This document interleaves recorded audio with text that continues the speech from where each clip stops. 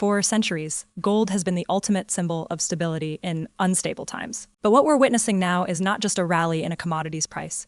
It's a full-scale repositioning of global wealth, driven by deep-seated fears, recalibrated trust, and a quiet strategic migration of assets that could reshape the financial architecture of the 21st century. The price of gold has surged past $4,000 per troy ounce, and in moments of panic or geopolitical flare-ups, it has even touched $4,300. That is not merely inflation. That is not simply market volatility. That is a signal, a visceral reaction to a world where confidence in traditional institutions, currencies, and financial centers is fraying at the edges. This price surge is not happening in a vacuum. It is the culmination of years of accumulating risk, persistent inflation that erodes purchasing power, escalating geopolitical flashpoints from Eastern Europe to the South China Sea, and a growing unease about the long-term reliability of fiat currencies, particularly the U.S. dollar. When central banks print trillions and governments rack up debt at unprecedented levels, investors look for something that cannot be devalued at the stroke of a keyboard. Gold, tangible, and finite answers that call. It doesn't generate yield, but in moments like these, its yield is peace of mind. And that is becoming increasingly rare and increasingly valuable. Now, here is where the story takes a strategic turn. It's no longer enough for investors to own gold.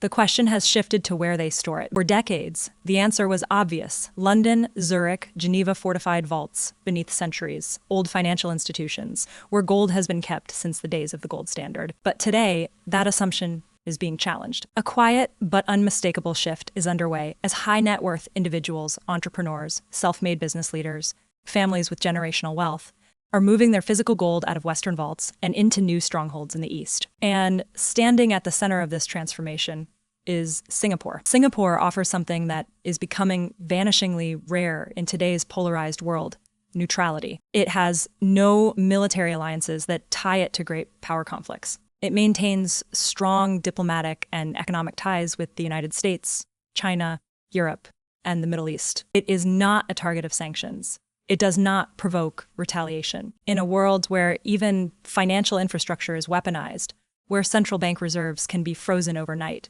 this neutrality is not just preferable, it is essential. Investors are no longer asking only whether their assets are safe from thieves or hackers, but whether they are safe from governments. And in that calculus, Singapore scores higher than almost any other jurisdiction on Earth. The reason runs deeper than geopolitics. Singapore's entire economic model is built on trust.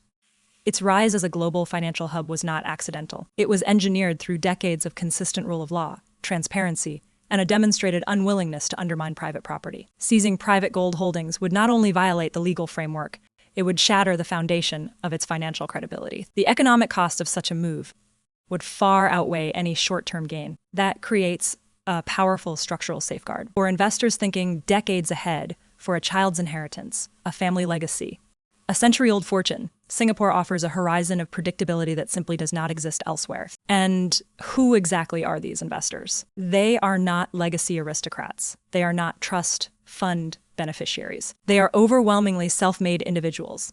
Tech entrepreneurs from Silicon Valley, financiers from London, exporters from Australia, who built wealth by betting against the status quo. They understand risk because they've lived it. And now they are applying that same risk assessment rigor to their asset protection. Many of them are moving gold out of the U.S. banking system, not because they oppose American values, but because they fear the consequences of policy shifts that could restrict access to their own property. The precedent exists. During the 1930s, the U.S. government required citizens to surrender gold. No one is saying it will happen again, but in an era where financial sanctions and capital controls are deployed with increasing frequency, the possibility can no longer be dismissed. Enter the Reserve, a state-of-the-art vault completed in 2024 on the eastern edge of Singapore, just minutes from Changi Airport. This is not just a storage facility. It is a fortress built for the modern age of wealth preservation. The foundation dives 32 meters into the bedrock, deeper than most subway tunnels, engineered to support a staggering 500 tons of gold,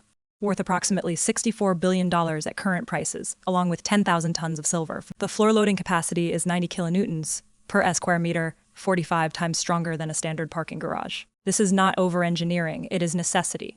Gold is dense. A single ton of it measures barely more than the size of a microwave. But stacked together, the weight is immense, and the infrastructure must be able to bear it literally and figuratively. But strength is not just about concrete and steel. It is about security architecture. And here, the Reserve exemplifies a philosophy that is the opposite of Hollywood.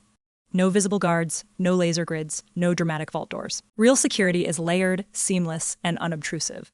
Access is controlled through biometric verification, retina scans, fingerprint recognition, multi-factor authentication, motion sensors, encrypted communication lines, and AI-driven surveillance systems monitor every inch of the facility 24/7. The vault itself meets all Class II gold standards, a globally recognized benchmark that requires the structure to withstand a professional assault for at least 1 hour. That may not sound like much, but in security terms, it is decisive because 1 hour is enough. It allows time for response. It makes theft not just difficult, but irrational. The return is never worth the risk. Now, you might ask, why physical gold at all? Isn't it outdated? Why not just buy a gold ETF or a futures contract? The answer lies in a single powerful concept: counterparty risk. In 2008, when Lehman Brothers collapsed, investors learned a brutal lesson. Your money is only as safe as the institution holding it. An ETF may track the price of gold, but it does not guarantee you ownership of the metal. It is a promise, and promises can be broken. In a crisis, the custodian bank could fail, the clearing system could freeze, or the government could impose a moratorium on withdrawals. With physical gold stored in a private, allocated account, the investor holds direct, unencumbered title. No intermediaries, no exposure to systemic failure. That is the difference between having a receipt and having the asset itself. This is why the storage method matters so much. The Reserve doesn't stack gold bars in anonymous piles. Each client's holdings are kept in secure, modular compartments, essentially high, security-safe deposit boxes, each individually sealed and monitored. When a client wants to access their gold, they can do so quickly, with full auditability and chain of custody tracking. This isn't just about protection, it's about functionality. Wealth isn't static. It may need to be moved, sold, gifted, or even transported. The system is designed for both safety and liquidity. You don't have to choose between security and usability. You can have both. And yet, for all its sophistication, Singapore is still a minor player in the global gold market. London's wholesale gold market trades more than $100 billion in volume every single day. Singapore, by comparison, handles less than 1% of that. But volume is not destiny. Influence is built over time. And Singapore is investing heavily in its position as a premium gold hub. The government offers tax advantages for precious metals, funds research into secure logistics, and has streamlined customs procedures for high-value cargo. It is not trying to outtrade London. It is trying to outtrust it. Other cities are taking note. Hong Kong has expanded its storage infrastructure. Dubai has positioned itself as a gold gateway to the Middle East. But Singapore has a unique blend of stability, technology, and long-term vision that sets it apart. And as global wealth continues its eastward drift, Asia is expected to account for nearly half of the world's private financial assets by 2030. These hubs will become increasingly critical nodes in the global financial network. What we are seeing then is more than a spike in gold prices. It is a tectonic shift in how the world's wealthiest individuals think about security, sovereignty, and the future. Gold is not just an investment.